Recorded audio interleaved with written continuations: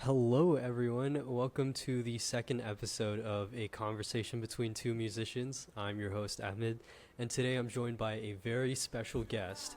He's a 17-year-old artist from California who makes some of the craziest music you'll ever hear. He's Christian Fletcher. Very nice to have you here, man.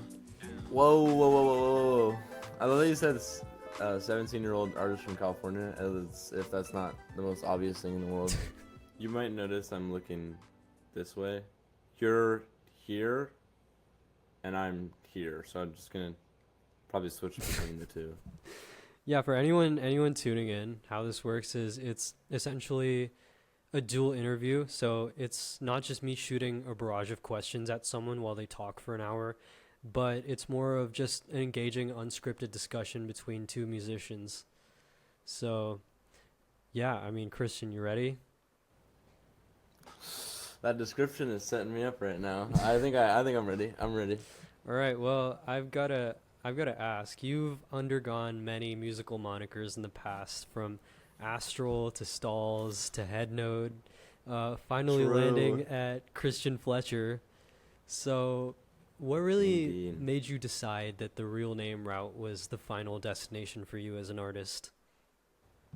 Man, I realized a lot of things about the name after changing it. I think at the time I was just like, oh, I have a lot of new people that like my music, and Mm, I don't want to go by this name because it was kind of like I started to feel like with Stalls and with Astral, those names were kind of personifying a part of my music that I didn't want to be because mm, nobody really knows that when I was Stalls, there was a lot of things I didn't want to be doing at the time that I was doing. mm. So I think it came down to me just like not being those things anymore.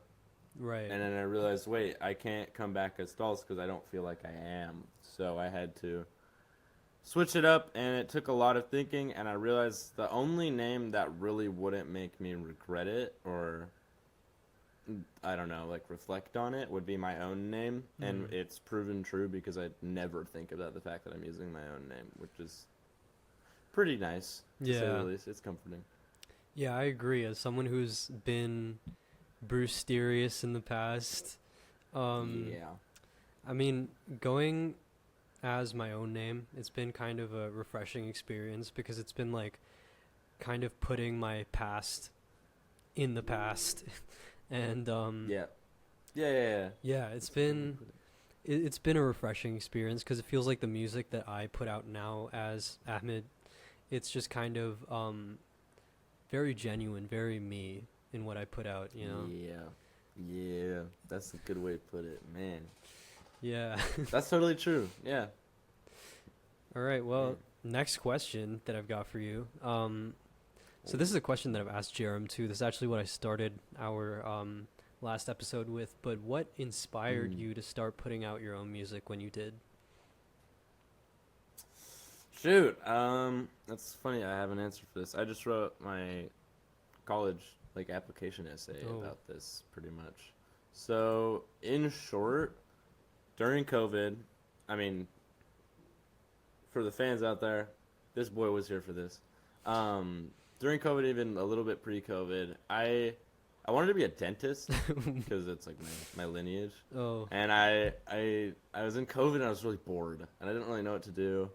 And I think I just started making joke covers, joke songs on these little website music makers. And Hmm. then at one point I was like, this is kind of fun. So I started doing it more. And then my brother in law got involved. And I started doing a lot with him, just a lot of music all the time. And then it got to a point where I was like, okay, I want to do this on my own. So then he started, this is Roy I'm talking about. He Yeah. started realizing that I was kind of superseding what he did in a way. And I never caught on. I just thought I was making music. So then I got to a point where it just kept going and I kept doing it every day and it became like an addiction and I couldn't stop doing it. And then now it's where I'm at now where I kind of have a healthier relationship with it right now, but I started just over and over again just doing it, doing it, doing it, doing it. Yeah, I feel like that's how it starts for every musician. They get a little too passionate and then they kind of put their everything into it until they have Yeah, nothing left. totally. And Roy, man, I gotta say, Roy is Oh God. he's an amazing producer. I gotta say. Too good. And I've Man. worked on a song with him, and I can say he's such a great guy. Yeah. And Oh yeah. that song that we worked on, it was on a mixtape that I made as Brewsterious called My Conundrum, and Oh yeah. it was, I think, track 5, Take Me Back. He did the drums and the bass on that song, and it just pulled everything together so well. Man. And I forgot about that. it's so funny. I've met all of you guys through like the AJR community, which is so silly to me. But even the person who sang on that track, his name's Lil G, but he has a YouTube channel called The Tune Up, and I met him for a very like opposite reason. Like you guys were AJR fans at the time, right? And then it's like Yeah, of course. he was an AJR hater. Like he used to make like those reaction videos. I think he's friends with Brad as well. Like they're kind of in that universe of like the AJR haters. But then I found out he was also a rapper. So I was like, yo, wanna hop on a track? Shoot. Yeah. And Clash of Worlds. I think I was like 13 when I asked him to hop on a track. And now I'm 17, and it's crazy to me. Yeah, that's really weird to think about, man. That was such a good time. I've been thinking about that. All the AJR stuff, man. Yeah. Shoot. If you were to go back there now, in your current state, what is one thing that you can think of that you would change about your, I don't know, just the way you do everything? Or musically, or I don't know, just personally. Honestly, I felt like I was releasing music while I was still learning how to do music. And I feel like that was a big problem I think the both of us faced. We were kind of just putting random stuff out there. And I mean, that's fine, right? You can do that on YouTube and stuff, but I think investing in putting it on streaming services and stuff. Oh my god. It was a nightmare, right? Cuz we were paying real money to put that stuff on there, and it was like not good stuff either. And oh man, I agree so much. I remember the instrumental era of our music where we just put out music with like no lyrics on it, and then expect people to we would expect people to listen to that, but no one goes to Spotify looking up like, oh yes, Sweet Blues by Brewsterious instrumental. Actually, okay, I have an instance, mind you. One day in 2021 or 2, my mom walks into my room and she's like, do you have any instrumentals I could use for my Instagram reel? So I was like, this guy I know, he makes all these instrumentals, you could use him. And I was like, the one time I get to shout this motherfucker out, I know it. So I showed her, and I think she put it in an Instagram video somewhere. Dude, I still remember that, and I remember that putting like the biggest smile on my face. And I remember I sent that to my mom. Hey, what? I didn't know that. I was like, oh my god, that's awesome. Look at this, someone used my song in a really reel. Awesome. And I didn't tell her that it was my friend's mom. I just told her like, oh my god, I'm so famous, a stranger picked up my song and decided to use it. That is super awesome. I remember you dropped this one song called Bittersweet Thing. Oh god. Yeah, and it's like, I still remember the lyrics. There was a bar about child slavery on that song. Yeah, there was, yeah. And you make me do things. There was. It's like child slavery. Yeah, that song was still up well into me making better songs. You started like your journey of like putting vocals on your songs way before I did. It's like, I think my first song with vocals on it came out in 2022 itself, and it was just one song. It was the closing track for My Conundrum, Good How About You? And that was it. I remember that one. Yeah, and then I rapped on the Low Expectations remix that Isaac dropped, and that was crazy. Oh, speaking of rap, this is a highly asked question, not just by me, but by everyone I know, and everybody that Jerem knows. When is Salsa dropping? Oh god. Oh man. This is like a meme now, I feel like. Okay, here's the thing, guys, alright? So we make a song called Salsa. April, March this Mm-hmm. year, and it was pretty fire. All right, it's pretty fire to say the least. Minus everything that I did. So what I did was I was like, okay, I'm just gonna re-record all of my parts and then keep theirs because theirs were really good. So I tried to re-record it, and then I just saved it a little bit. I didn't want. I like had to work on some other things at the current time, and so I saved it, and then I realized, okay, somehow Salsa got deleted. This is like 2 months ago or a month ago. So I Mm-hmm. make the file again, put everything back in. I give these guys a new verse, make a new instrumental, and then I try to re-record my stuff. And then I kind of sit on it now, and I'm like, wait, this is trash again. I got to re-record my part again. So what I'm doing is I'm just keeping this new version with you guys, and then just re-recording my stuff because it's like an ego thing. I don't want to have a verse unless it's perfect. So we'll figure it out. Mm. But soon. It's not Bro, like staying in the hiding. I gotta tell you though, the chorus that you made, I showed it to a bunch of my friends at school. Like the original chorus that "She's spicy like Tabasco." Like I remember showing that to my friends and they still sing it to me to this day. Oh my Like gosh. it's been months. And then I showed them the I've new been version. yeah. I can't believe I dropped the bag. Oh yeah. And they were just like, "Where's the oh wait?" Like they were like Okay. they were angry about that. They were like, "Why is Okay, that not alright. in the song?" I'll keep it in mind. I've been thinking about doing that original one. I like that one. It was really good. Like I don't usually listen to my songs like just kind of out of free will cuz I feel like once you've worked on it so much it's kind of just like I don't want to listen to Mm. this. But Yeah, it's just totally. like with salsa, it's like it doesn't feel like that, you know what I'm saying? It's like it's Mm. such a fun piece of work. It's just like I would listen to this on the regular, if you know what I mean. That's so great. Yeah, I totally agree. Man, I'm excited for that one now. Oh, I mean, every time I think about salsa, I get excited about making it, and then I start to make Mm. it, and it's like I hate rapping so much, and I stop making it. That happens every Bro, time. bro, but you're so good at rapping though. Like have you heard functions, bro? I have, and every time I hear it, I'm like, man, I'm doing a lot better now. So Wow.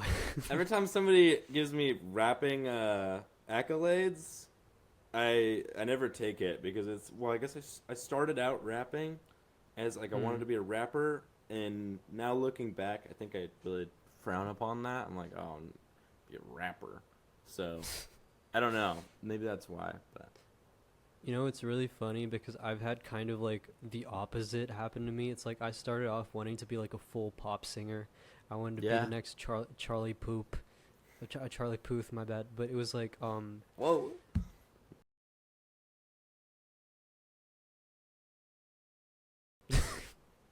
but it was like here's what happened, right? I kind of realized that I enjoy rapping more, and I think it came from me consuming more John Bellion and more 21 Pilots. It was like I really like the melodic rap that they do and that they bring to the table. And it's like I don't rap in any of my own songs except for Break the Silence. Mm. But it's like Shout out. I yeah, I mean that's our biggest song. I think it's almost at 10K now on Spotify, which is wild. Like when did that All happen? for you, bro. All for you. They skipped my Nah, verse. bro. Nah, bro. If you could like see if there's like an ability to see like where the Spotify retention is at, like what part of the song was like streamed the most, I think it would be your part of the song, to be honest. The way I rock 'em Bob Stone, cause I'm centrally intelligent, It's just bro. that bar, the one bar that I spent the most time on. Yeah, bro, just keep that bar on loop, bro, cause Yeah, that's like a triple entendre, bro. Like, true. That one took. Actually, I don't think it took that long to make, but I just remember making it and being like, I have no way to use this. And then you asked me to be on that song, and I just knew it was the one. I knew it was bro, the I one. remember you wrote like a different version of the verse, Oh, yeah. and it was like you said whatever I want, but what I want's to be done, and Oh, low key, I remember thinking this could be better, but it was like I was I was too nice to tell you that I wanted you to redo it, so I just kind of like hope that you would realize, and you did. And you did. Oh yeah. No, I've got that intuition a little bit. I feel like if I record something, I'm like, this is trash. I gotta give it a little spin. And then you did, and you dropped what I would say is the hardest verse that has ever blessed my music. What the? Thank you. Damn, Like, I didn't realize that. Hard hats on, we locked in. You know. Oh yeah. I always love thinking about that. You and me in hard hats. I just like it's cool. It's like we're constructing something. You know what I mean? One thing that I never pointed out was that you pronounced my name wrong, but it was so hard. Like, it sounded so Oh good yeah. that I just let it slide. Because it fit the rhyme structure so well. And it just, like, it flowed so well that I couldn't even, like, say something about it. I was just like, wow. This is amazing. I'm sorry. Ahmed, bro. I had that I had a colonial pronunciation. I mean to pull out my. I mean, America if you said like Ahmed or something, I probably would have said something. Yeah. Man, that's awesome.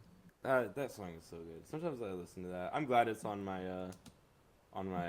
actual page. It'll show up and say that that's part of my discography. I like that. I like that song a lot. Bro, speaking of Spotify, I noticed on your Spotify bio, you kind of tease that you do have like a full-length project coming up. Oh shoot! Did I do that? Yeah. And is there anything that you can tell us, perhaps if there's going to be another single soon, or when we can expect the album? Okay, here's the thing, viewers at home. Camera. Ahmed over probably, I don't know, wherever you put yourself. He knows a lot more than you guys do. So he's asking these questions with a bias, all right? He knows a few things. Not everything, but you know a few things, all right? So pretty much this album, I don't know, whatever it is. This thing is very, very, very incredibly, like, it's like part of my heart, pretty much. So it's just very, right now, really hard to tell people about it. Even my own, like, girlfriend and my family. Hey, how's the music? Like, why don't you ever show me your music? It's like, I don't know. I can't right now. So with this one in particular, saying things about it, especially online, is really, really tough right now. So on Spotify, I didn't even know I did that. I just guess I wasn't in this headspace. So this one, okay, so here's the thing. I guess I'll announce it here. Because, what is it, August 25th? When do you think this episode's going to be out? Like September? Probably like something? September something-ish. Yeah. So here's the thing. Listeners at home, you can't release this before September 1st. I'm holding you to it. September 1st, I have a post dropping on Instagram, and that post is announcing a new single. This single is supposedly and definitely different than everything else on my Spotify page. And that's for a purpose, because every other song I'm making right now also sounds like that. It doesn't sound like Who Are You Now or Functions, because I made those songs like a year and a half ago. And nobody knows that because the releases are all planned this year. So I'm covering my tracks for something that just sounds completely different. And that's the plan. So my plan is just make you guys think I'm making this amateur hip-hop kid in his garage music, and then I come back with some giant thing. That's my plan. But single is releasing. You just gotta find out when. You're gonna find out. You probably know already. But that's a big one, and I gotta make all of it. It's still being made. So that's the status. That's more than I've ever said, I'm pretty sure, anywhere. Wow, well you heard it here first, probably, guys. Hopefully. Kind of would hope they heard it here first. So I guess that kind of explains why you've been pretty quiet when it comes to promoting your music on the internet. Yeah. Well, do you have any plans to, like, you know, kind of incorporate like more of a promotional cycle with any of the music that's coming up in the future? So here's the thing with promotion and me is, in the past I used to promote a lot more with short form content and Instagram and all this stuff, you know, and I got to a point where I realized, looking back, I was like, these videos are really, really cringe. So I anything that I think is cringe in my own art, I stopped doing. So when it came to promotion and a world where we can't promote unless it's being force fed or in a short form content, I don't know. I just kind of was deterred from it. So I don't make TikToks. I don't make Instagram Reels. I don't post stories about it. Well, sometimes I do, but I don't I just don't promote it. And I think that was a plan for these past 3 songs or 4 songs because it came to a point where I didn't want to promote them.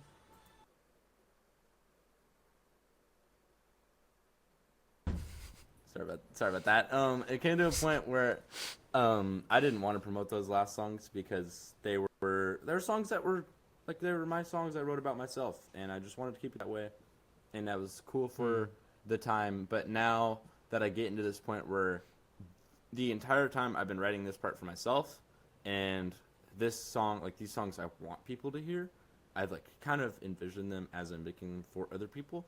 So it's promotion's going to be a heavy thing where it's I'm not necessarily going to make short form content here's a time lapse of me making my new song and my mom doing laundry in the background. I'm not going to be doing that. I'm going to be just hey, I have a song at all. You guys didn't know that last time. I was just this song dropped and it gets 12 likes on Instagram. So I'm not doing that anymore. Sometimes I just like to kind of mess with the algorithm, kind of tease it a little bit, you know what I'm saying? Yeah. Because I see all these reels getting traction and they're just ooh, this is the song of the fall season. And it's just oh, I made this song in 30 seconds. Let me show you how. So it's I want to test it out, honestly. Just ironically, see what if I made a reel like that and see just what happens. You know, I'll just be oh, I made this song in 5 seconds right now. And then it's a song I made 3 years ago. Yeah. 3 years ago. That's good. Yeah. That's good. Dude, that would probably be... I mean, the thing is that it works, right? They do it because it works. It's not... It's... Here, one second.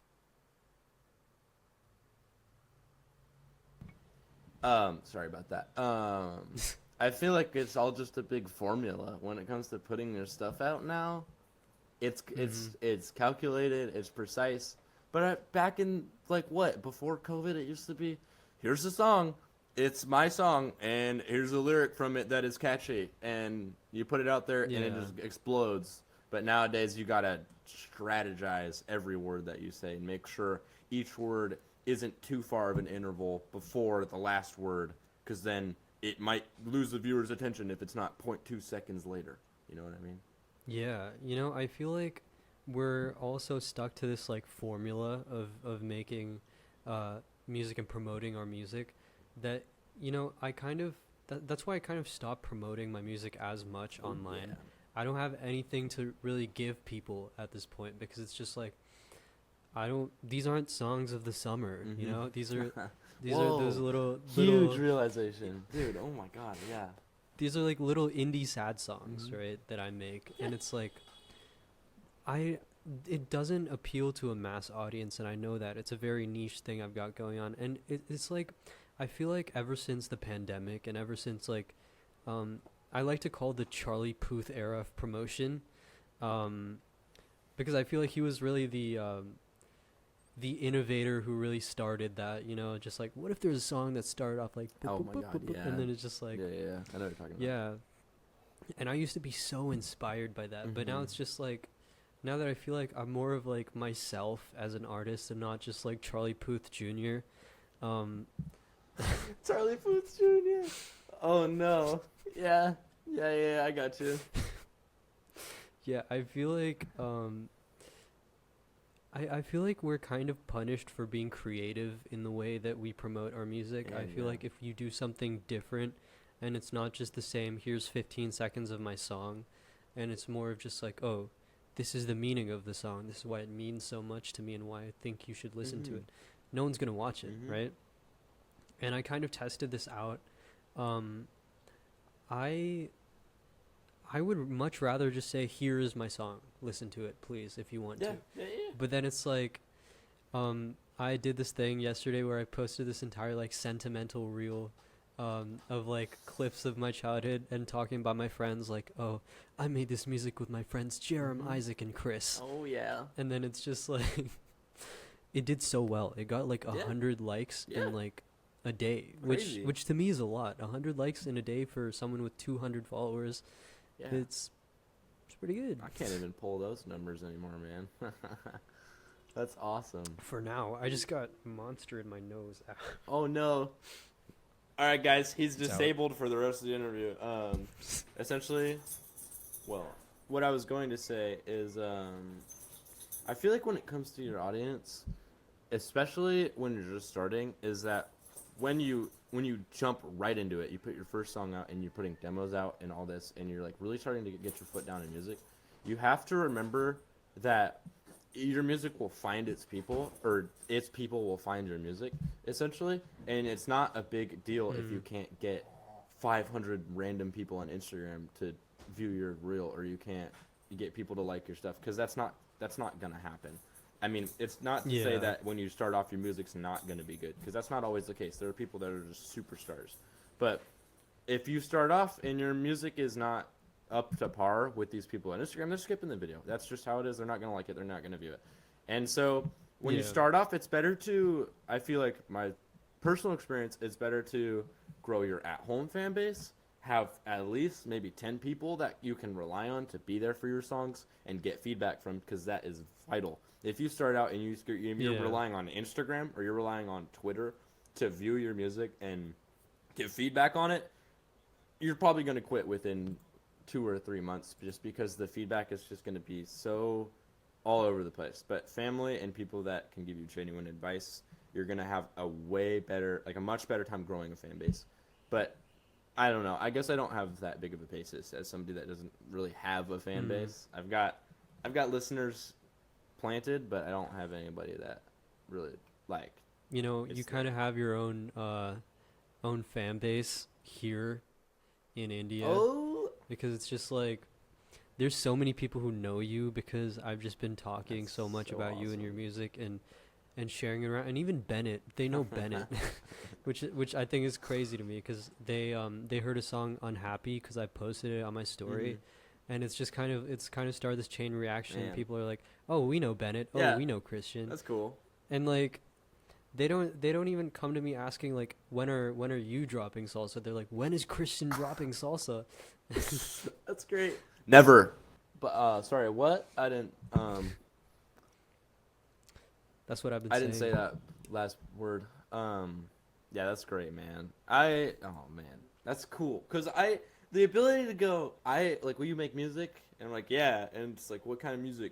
Blah blah blah blah blah. Also, I have fans in India is one of the coolest things, I feel like, to me. There's a lot of cool things with it right now, but that's one of the coolest, is to say that. Yeah, I mean, I can say I've got fans in Kazakhstan. Like, I've got one single listener from Kazakhstan. It's so weird. It's so cool, though. Gosh. And I remember, like, when Sometimes blew up, like, I think it got, like, it was getting 1,000 streams a month. That's so cool. And I remember almost all of them were from Kazakhstan. And I don't understand why. That's so weird. I had 159 listeners from Kazakhstan, and I don't know anyone in Kazakhstan. I didn't know if like Borat and his like town were listening to my music. Yeah. But Borat. That's so good. Yeah, Kazakhstan. That's weird. I've got mainly U.S. listeners, for the most part. I mean, I haven't checked my stats this entire promotional run, or I haven't really dove into it. I remember Stalls. It was just like 217 listeners. That's down from 219 2 days ago. Like, I'm pissed right now. You guys better act up. And that's why I hate it. I hate looking at it, because it's just like, I don't care. I'm not there for that. I'm there for the people, but not for what the people are doing. You know what I'm doing? You know what I'm saying? yeah. I feel like it goes the same way for me, because during Break the Silence, I had like that entire run. I feel like that's the longest kind of run that I've had for a song, because it lasted like 6 whole months before people stopped listening, right? Mm-hmm. Like from January to like July, I had like 2,000 listeners. Oh man. And then yeah, I remember. it just went, it just fell so steeply to where I'm at like a comfortable 300 monthly listeners now. But Damn. I guess that's how it is. Even when I release like a song, it doesn't have like an instant effect. Like even with Break the Silence, it kind of started blowing up around March. Oh yeah. And I feel like I've noticed this.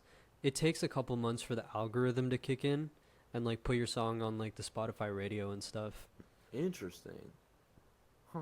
Hmm. See, these are the things that I haven't picked up on because I don't pay attention to it. But I feel like once I start promoting and getting into the numbers again and all this and all the songs we're performing, it'll be cool because I'm at a point in my life where the music it's becoming less of just a hobby and it's starting to form into something that I'm going to have to start doing. So like when it comes to building a portfolio and getting these people to see it, all that is something I need to focus on right now, which scares me because I part of me just wants to make the music and have the fan base grow itself. That is so hard right now, like to do as an artist, is have like people definitely start liking you, because it's not like you have to be all these things. You have to be the showy sparkle glitter person just for everybody. Like you got to be the most attractive person. It's such a bummer, but it's the way it is. Yeah, you know, one thing I've noticed is that I feel like pre-pandemic, it was kind of just like all the musicians out there were kind of people who actually had like an insane knack for music. And I feel like because of that, it wasn't really at a saturation point. And I feel like for that reason, it was a lot easier to be a successful musician before the pandemic. And now I feel like during the pandemic, people who don't even care about music, people who are just celebrities, people who have a pretty face, right? Yeah. They start making music which has zero substance, and they're just blowing up. It's like a bag of up, plain right? flour. It's so yeah.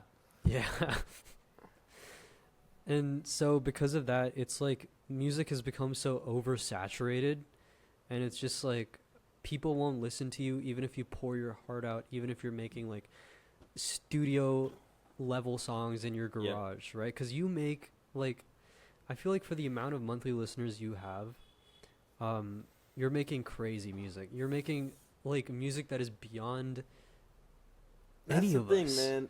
That's the thing. You gotta make the music. Like you can't like I'm not speaking to you directly. I'm talking to anybody that wants to have a fan base and get big. You can't do that by putting 12% into it. You gotta be out here. You got to put yourself at risk of like losing everything just to make the music, so that when people see your account, they go, "Whoa, this kid's underrated. I'm gonna listen to all this stuff." And it's like, "Whoa, this what is his situation like right now? Is he in a studio? No, he's in a garage. That's so cool. I'm gonna keep along." That's the demographic that I want to cater to. Yeah. And I've kind of created like this entire society of bedroom producers, and it's like I've learned so much through that. I've learned so much through you, Jerem, Jack, and Matthew. Oh, I'm talking about it all the time. It's so good. Yeah, I mean, like, as a self-taught independent artist, like, how have you learned and polished your craft throughout the years? Because, I mean, we've started at the same time. Like, I feel like we started our music journey kind of together. So, like, we were right here. And then throughout the years, we kind of went, like, this way. We kind of had our own journeys, right? And how would you say that journey's been for you? So here's the thing. I always wanted to make music that catered to not only my emotions, but my listeners' emotions. Because there's something so attractive to me about some 17-year-old or some 15-year-old listening to my music and reacting to it in the same way that I reacted to my influences, Quedeca, 21 Pilots, John Bellion, all these people. When I had an emotional experience with that, it was so fulfilling, and it helped me lean so far into art that when it comes to fans, I want all of them to be able to experience that individually. So for my stuff, especially when it came to that journey, that was always the goal, was to make people feel something. And so when I started out, it was so simple. It was just make these dumb songs for YouTube. Like, I didn't really have that vision fully developed. But as I go along, I start realizing there's things in myself that I didn't realize. Like, I'll be out here, I remember, what was it, I think at the beginning of the month, so probably like 7 or 8 months ago, I was out here, I was making stuff 3 in the morning, 2 in the morning, and I got to a point where I was making a song that was just so heavy and rich that I kind of just couldn't take it. I couldn't make it anymore. So I closed my computer and just was like, okay, I don't know if I want to do this anymore. And I came back the next day and I started doing it again. That's the point where my journey and my music path got to a point where I had never been there before. And I knew it was a new space, and I knew that I couldn't make what I'd been making anymore. So my path, I know you're talking about both of our paths. My path kind of it was in a straight line. It would have like a sidetrack, which is when I would stop making stuff for a while and then go back. So let's just say this line is after Stalls. This is like when I'm stop being Stalls. Then I get into Christian Fletcher, and it's like, January, February, I start really making this new stuff, which you guys didn't see because it's like, Come Down comes out. He must have just made this like 2 days ago. No, I made that forever before. So now I go into another dip, and I haven't really made music in a while, and I'm just like, this music is so rich, I can't really make it right now. So I get out of that, I go back up, and then the music starts to become really, really hard to make. It's bigger than me at a point right now. So it's kind of just whoop like this. And recently I've started to lock it in because I'm just thinking about it so much, and it just goes zoop. Now it's just back straight up again. That's how I would say my career has developed, where it goes from making these SoundCloud, Discord, like Colorado is beautiful songs to a point now where it's like, I just wrote a song about people, like losing people. And if you had told me that I was going to make a song fully about my thoughts on losing people, I just would have been so surprised, because that's what I always wanted to do but could never do.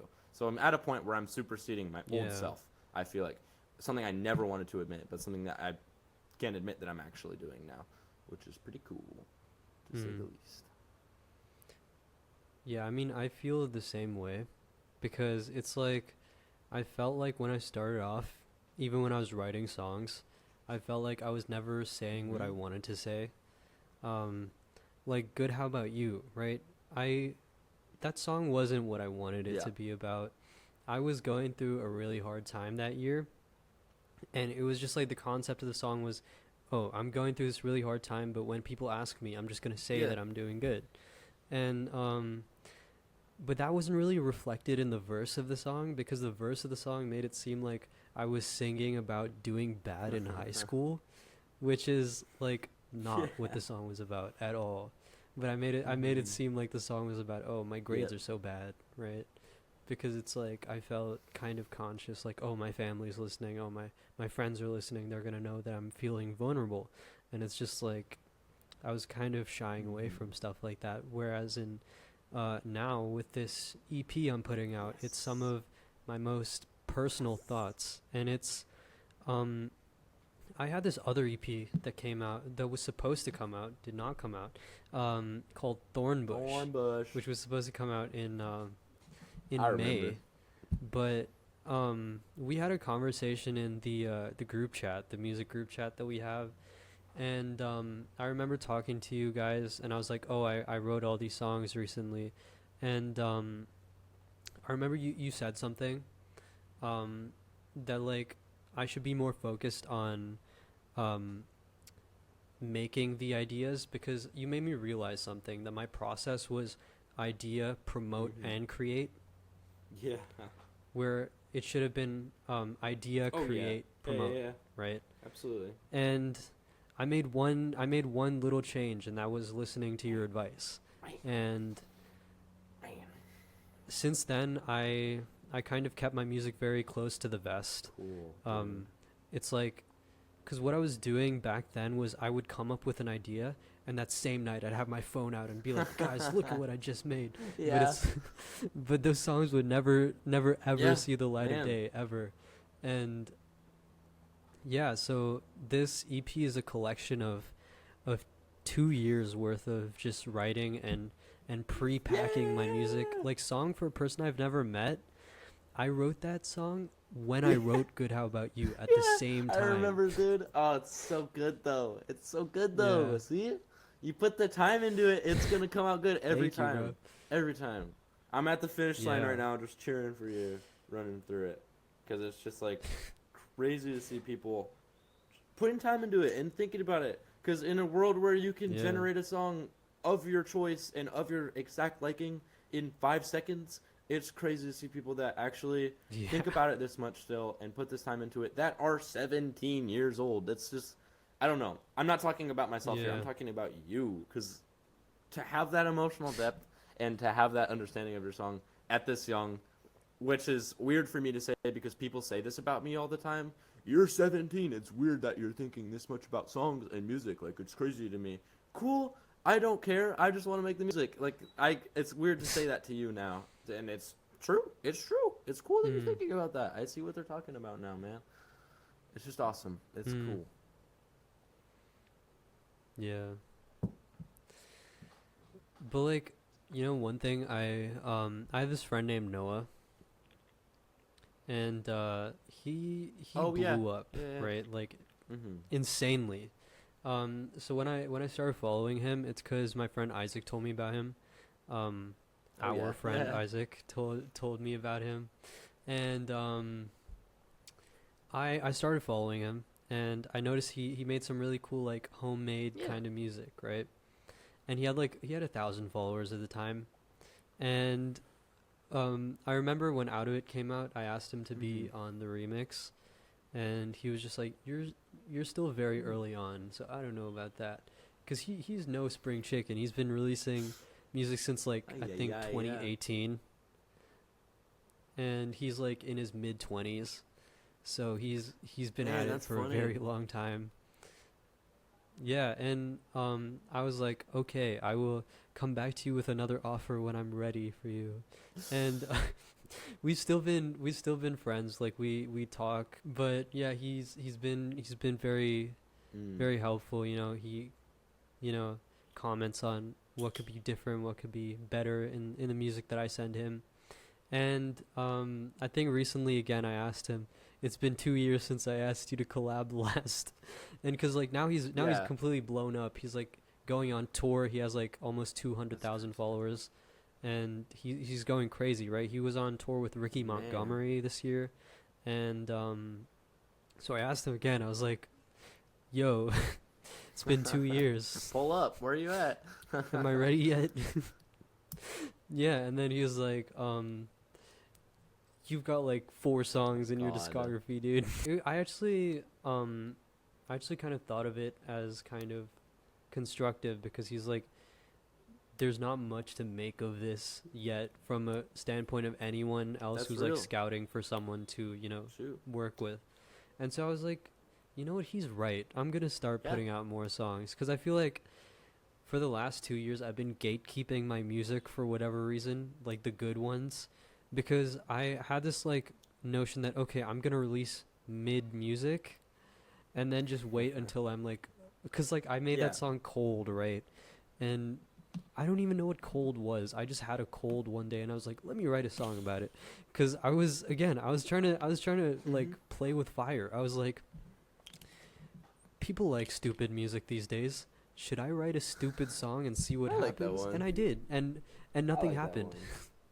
But it's like, now I realize, because my, like, ideology was release mid music until you have some traction, then release your shoot. good stuff. And So I realized I was wrong because if I'm not releasing my good stuff, Mm-hmm. how am I gonna get anywhere, right? And there are songs like "Song for a Person I've Never Met," which I gate I Yeah. gate capped for like the last 2 years just because I thought like, oh, this is the best song that I Yeah. personally think I've ever Dang. written. So if I release it at a point where I'm not incredibly famous, I feel like it'd be a Yeah. waste of the song, right? But now it's out there and it reached like 1,000 streams in like a day, and I was pretty proud of that. I realized that hey, okay, maybe It's releasing the just good good, stuff will bro. It's get you just good. somewhere. Here's the thing. I Yeah. think with music, especially early on, it's just such a weird spiral. It's like music is a person and it's just phasing Mm. between multiple different people because you've got songs that you think are good, right? And you've got songs that you think are bad. You've got Yeah. songs that other people think are good, other people think are bad. Labels think are good, labels think are bad. It's just a broad Mm. spectrum because you could hate a song, but your fans could love that song. And it's weird because now I'm at a point where I focused so much on the fact that everything was going like that that I don't even know what I think of my own music anymore because the amount of people that are like, this is good. No, this is bad. Mm. This is bad. No, I think this is good personally. It's so weird to see that unfold because now I don't know what to put out and where to put it out. But it just comes down to you being like, okay, this song is better than most songs I've written recently. This song, it's your choice. It's not your fans. It's not your label. It's not your mom. It's not your dad. It's your choice. You have absolute control. That's the great thing is that you're not at a status right now where you're controlled Yeah. yet. Because later on in music, I mean, if things keep pumping the way they're pumping right now, you're gonna be shackled down. Like it's not your choice at some point, unless you're independent, whatever that means Yeah. these days. But now, I mean, I can't speak because I don't know what's gonna happen 5 years from now when I'm expecting myself to blow up. Because what are labels even gonna exist? I mean, people are revolting so much, and we have industry Mm. plants and AI and everything is just clashing at once, and we're seeing it right now which makes it hard to be a musician. But you Yeah. just have to know the integrity is what counts, and what you think of your music and what you're putting into your music is the only thing that will stay there at the end of it all. And your fans, obviously, I mean, your hardcore fans, they're gonna be there. That's the only thing you have going for your music. When everything crashes Yeah. down. Yeah, of course. That's what I've been thinking about. Yeah, there's usually this occasional awkward silence after Yeah. that we just cut out in How about you post. just keep that and just freeze it a little bit so it's just 5 seconds of us just staring at each other, and the fans will never know what happened. They'll just be like, why did you include that?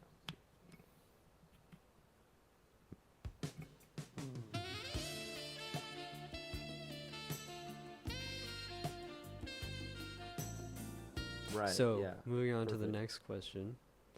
Um, so you've collaborated with, quite a few people when it comes to, Mhm. producing music, and you've been on a couple projects as well, like Hey. Break the Silence and a couple of Bennett's stuff as well, I'm pretty sure. And how would you say your experience has been as far as collaboration goes and making music? And would you say that collaborating is a significant part of your Okay. process? So right now in this album, in this project, the sentiment of it, I'm just gonna say it, is pretty much being alone and dealing with being alone, whether you're dead or alive. That's the Mm. point. So during that, I knew there wasn't going to be a lot of room to move with other people because you can't write about being alone and then being like, "Here's Mm. 10 features." It's like I don't know. I don't appreciate that when it comes to this music. But obviously, I am working with a few people, Yeah. and even now, you guys, I'm thinking about stepping into a realm with you guys and getting something from you guys on some songs. But in the old stuff, I remember Mm. I would watch so much and just ingest so much content that was all just pushing collaboration is what you need. Like you need to collaborate, you need to be with other people, and that was great for at the time because it was true. But now to this music, I can't even think of what the music is myself that I could barely even describe it to someone else. So right now, while it's underdeveloped and while it's not really finished cooking in the oven or baking in the oven, I guess you would say, is it's hard to reach out to other people. There's only select 2 or 3 people, like musically, that understand it, and that's people from college and people like executives at colleges, and then my blood. So it's just hard to reach out and be like, hey, I'm making this, and I don't know how to describe it, but could you be on it? Maybe. I don't want it to be like that. I want to know what it is and fully understand it. So there's a lot that I don't know, but the part that I do know is just hard to reach out about. So I'm working on that. But at some point, I will get to other people about it and start working, because I want to do that. I want to have some other sound, something that blows you away. Like, oh, they made that ending? That wasn't you? Yeah, that's what I want to have. That sounds cool.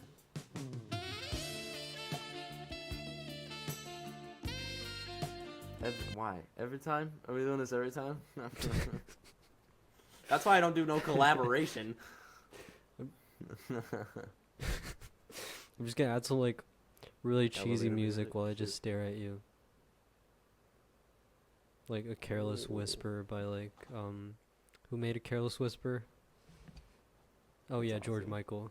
Okay. So you make music a lot, I would say, right? Like you pretty much like breathe music.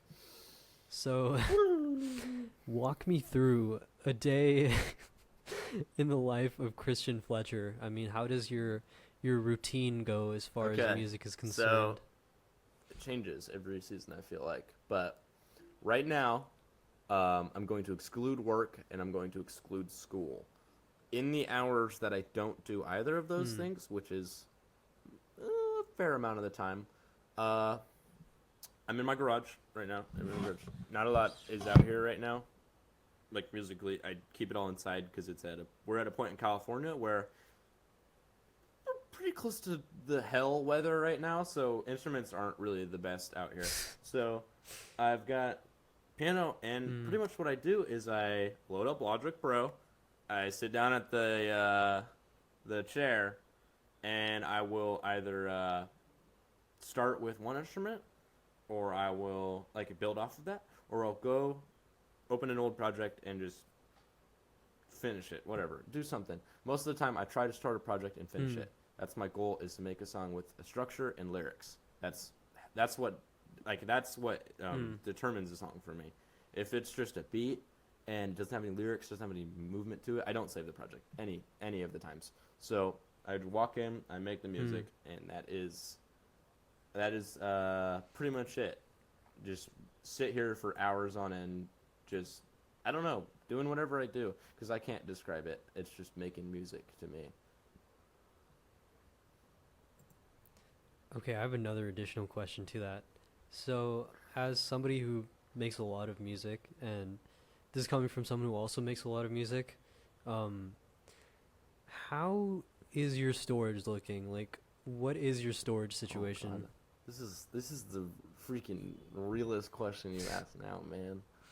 Let me check out my my Mac X. Let me look at it real quick. Oh, you're. Oh, it's giving me a notification that I'm out of storage space. I have 17 gigabytes left of, I think, 500. Okay, so this is gonna be it's gonna sound crazy to you. I have 250 gigabytes on my Mac, and no, that's not the free. That's not what's freed. But it's like that's ever. That's just like total. I take it back. And guess what? What?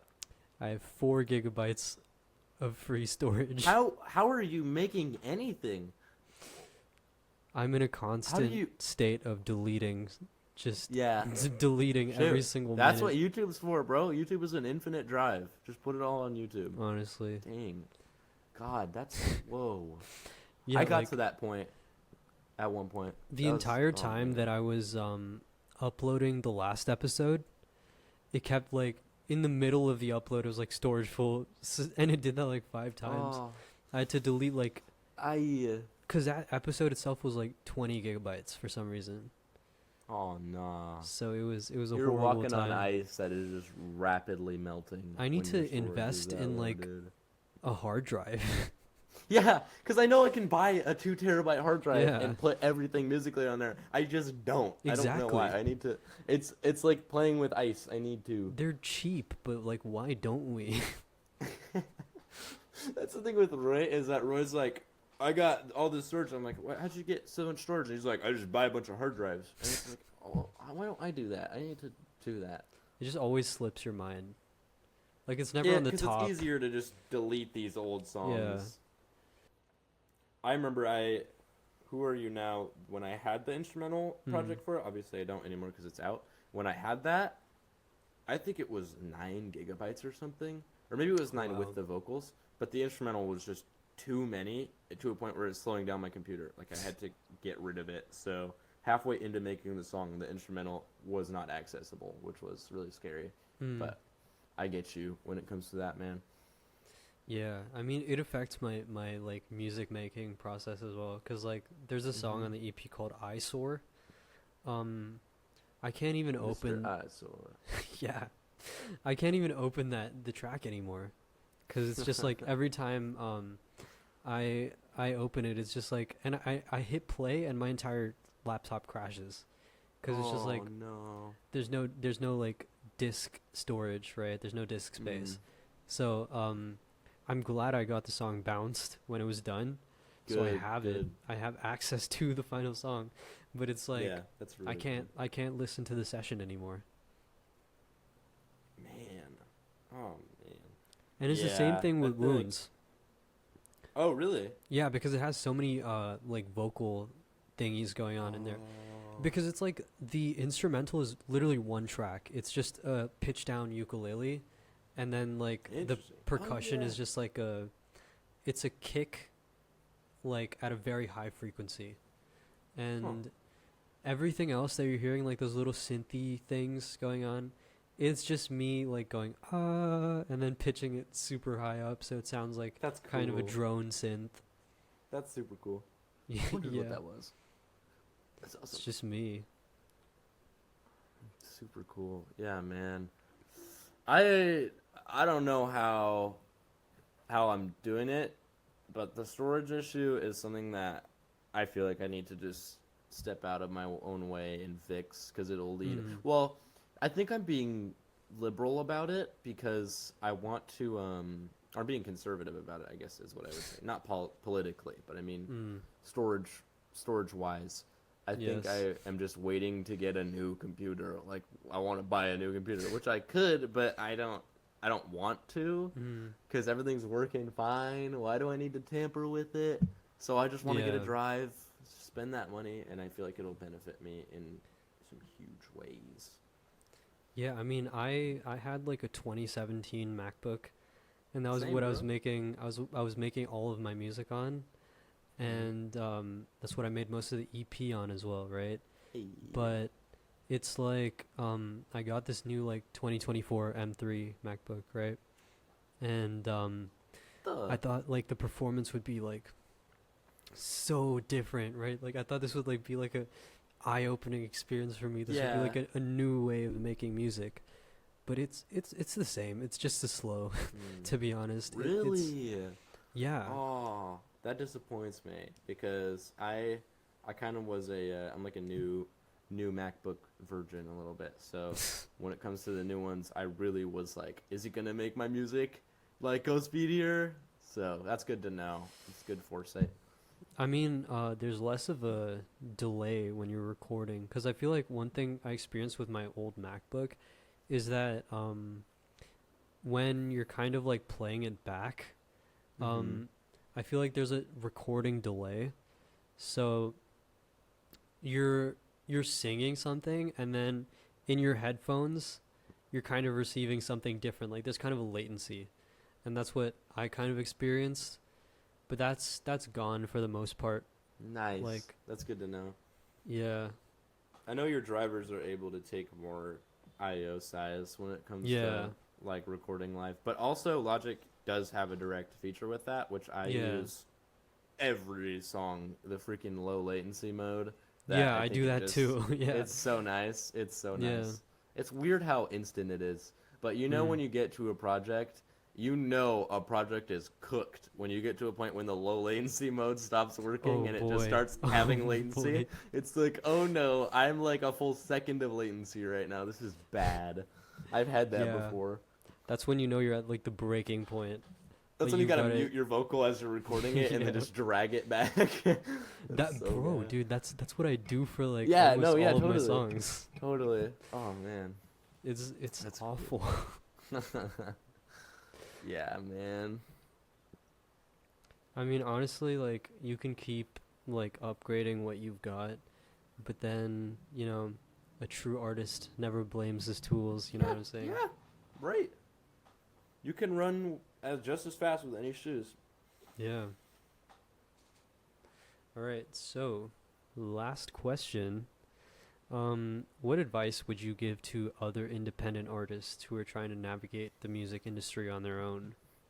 Okay, so besides every time I broke the fourth wall and talked to the camera about these things, besides those, if I was going to give you just a straight answer, advice I would give you is watch everything you can about the way that you, in the moment, want to make music. Watch everything, even if it doesn't like directly tailor to what you want to make. Watch it anyway. That's going to help you so much in the long run. Watch any video that you can. Find at least like 5 people that work in the DAW that you're using. Watch all those videos, because understanding your DAW, like it's like trying to drive a manual car and knowing everything about how to drive a manual car. You just walk in and you know how to use it. If you walk in empty-handed and you don't know how to drive a manual, I don't take it you're going to figure out very soon. So do that. Yeah.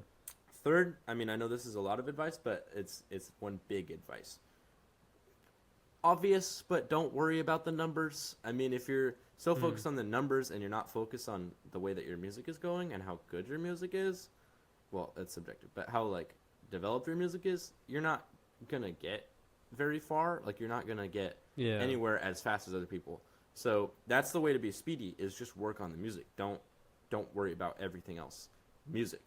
And then develop a home fan base. I have already said this, but develop people at home who you know you can rely on to give you advice. Find somebody, anyone to make music with that can like bounce back your ideas. Like, that's what John Bellion says, and that's something that I always worked on, especially with Roy, was having somebody there while you make music to be like, just talk to. They don't need to say anything. They don't need to understand what you're talking about.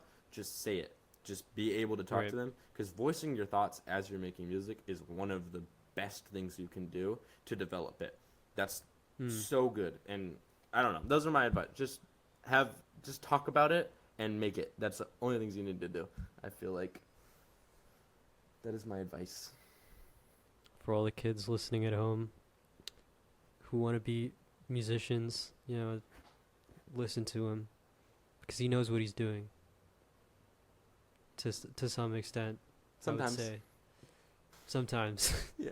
And that's not a But- reference to your song, but Oh, sometimes. yeah, totally. But yes, thank you so much, Christian, for being here. You know, this has been course. really fun. We've got could like not say an no. hour, 10 minutes of footage. Oh, So that's pretty good, you know. heck yeah. Gonna have to cut down the awkward silences and all that, but yeah, I mean, thanks for being here. Thanks for answering questions. It's been a very enlightening, insightful experience. Oh, yes. Absolutely. Yeah. Man, that's awesome. And for the people watching, I have genuinely no idea who I'm gonna get on the next episode. So if you have any suggestions for any indie artists, doesn't have to be in my circle or anything, but any indie artists that you know, let me know. We can Drop it we down can below. Plan something. Drop it down below. Hit that like button while you're at it, why don't you? Yes, Yeah, please that's like and great. subscribe if Oh, man. you're new to the channel. Heck yeah. And yeah, we'll see you guys someday. Sweet. Ta-ta. It's almost funny when you think about it. The gym is fun before you think about it. And when you do, you wanna quit the crowd and ask for Glens to make you prouder. Getting nowhere break